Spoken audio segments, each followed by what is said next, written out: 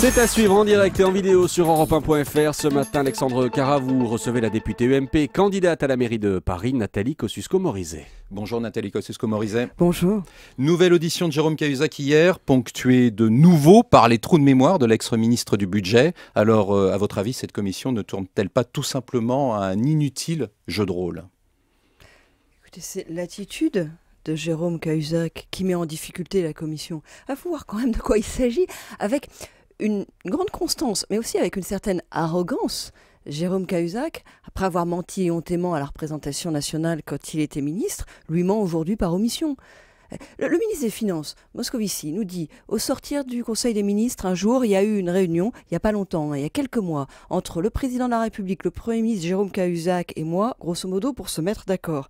Et Jérôme Cahuzac, sur une réunion aussi importante, dit « Ah, je ne m'en souviens pas ». Jérôme Cahuzac, qui est quelqu'un qui, quand il était ministre, était connu, reconnu pour savoir faire de longs discours, d'une précision chirurgicale sans note. Il ne se souvient pas d'une réunion aussi importante quelques mois après. Qui est-ce qui couvre ? Parce que lui, il n'a pas d'intérêt à reconnaître ou pas cette réunion, compte tenu de tout ce qu'il a déjà avoué. Donc qui est-ce qui couvre ? Alors que faut-il faire pour sortir de l'impasse ? Vous savez, il y a des députés qui, au début de cette commission, n'étaient pas demandeurs d'une audition du Premier ministre, qui sont en train de le devenir, et de dire, nous, il faut convoquer Jean-Marc Ayrault. Oui, c'est ce que disent les députés qui sont dans cette commission, qui disent, écoutez, nous, au début, on n'était pas particulièrement dans cette démarche-là, qui aurait pu apparaître comme une démarche très agressive, en quelque sorte. Mais enfin, là, face à une personne auditionnée, à Jérôme Cahuzac, qui, de manière aussi évidente, ment au moins par omission, il n'y a plus qu'une solution, c'est d'entendre le Premier ministre. Et vous, à votre avis, Nathalie, la manifestation de la vérité ne peut pas se faire par un vote. Vous comprenez? Ça ne peut pas être les parlementaires qui votent en disant « bon voilà, il n'a rien pu nous dire, on va voter pour savoir si on entend le Premier ministre, la majorité n'est pas d'accord pour qu'on entende le Premier ministre, alors on ne l'entend pas ». Et vous pensez, vous, qu'on était au courant, au plus haut sommet de l'État, de la réalité du compte suisse de Jérôme Cahuzac?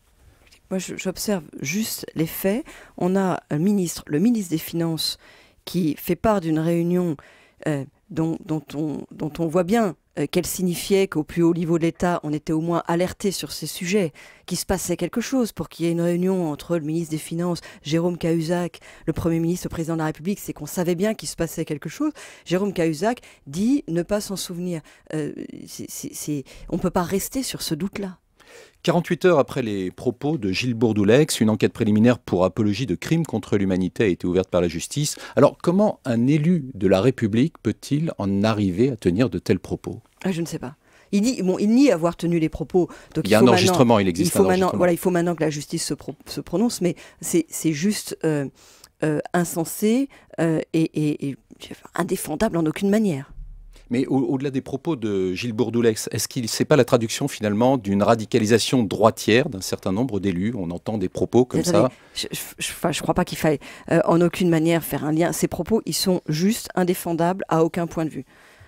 L'énervement, rien ne justifie, rien ne permet de défendre des propos pareils. C'est tout. Ça s'arrête là. Oui, par ailleurs, les maires de nombreuses villes sont confrontés au problème tous les jours des installations de camps illégaux. Est-ce que vous comprenez l'exaspération qu'il peut y avoir en province sur ce sujet? Alexandre Cara, moi j'ai vécu comme maire des installations de camps illégaux. Je sais combien c'est difficile, insupportable, d'autant plus insupportable d'ailleurs quand on est dans des communes qui sont elles-mêmes en règle avec la loi, qui ont par ailleurs des aires d'accueil ou qui participent à des syndicats mixtes qui financent des aires d'accueil. C'est évidemment, c'est compliqué à gérer pour le maire, qui est confronté par ailleurs à l'exaspération souvent légitime de la population sur ces questions. Mais encore une fois, je ne veux pas qu'on fasse de lien entre cette exaspération légitime et les propos qui ont été tenus. Rien ne peut justifier des propos pareils. Il faut être clair là-dessus. On a le sentiment quand même que ces derniers temps, il y a de plus en plus une stigmatisation des gens du voyage ou des Roms.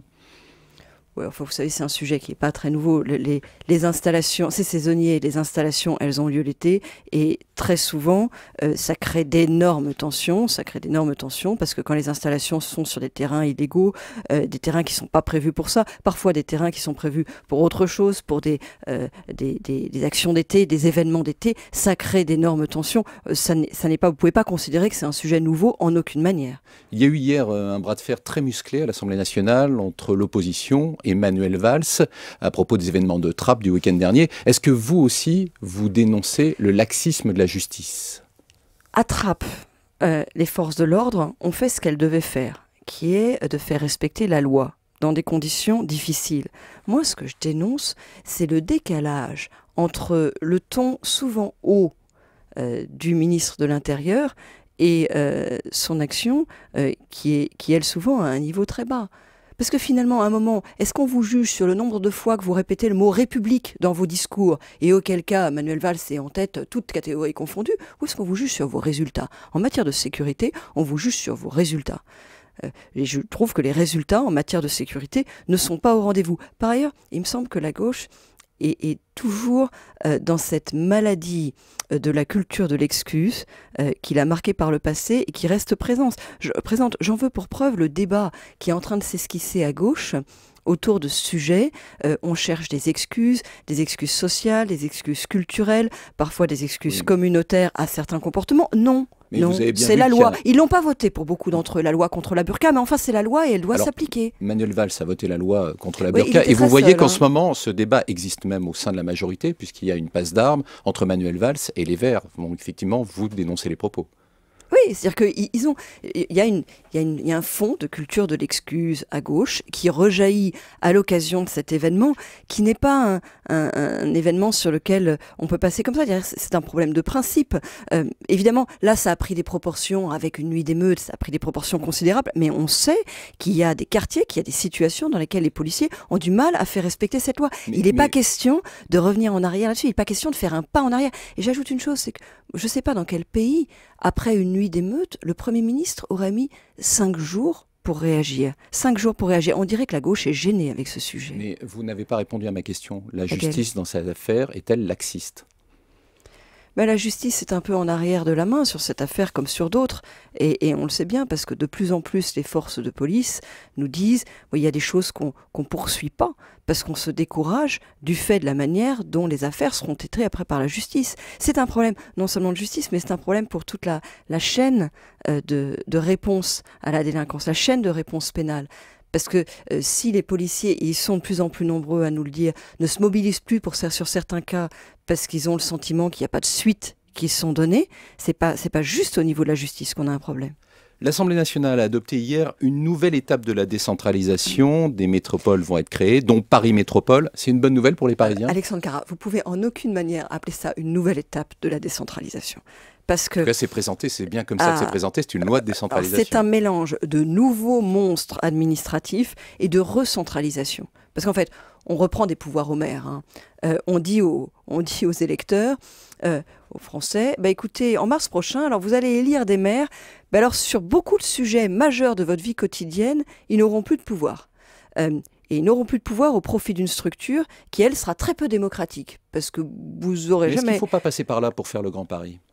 Passer par une suradministration. Non, écoutez, moi je suis favorable. Pas une suradministration, mais en tout cas, y aller moi, un peu au forceps. Moi je suis favorable au Grand Paris. Et comme ministre, j'ai porté un certain nombre de projets qui sont des projets concrets, en quelque sorte, du Grand Paris, comme le Grand Paris Express.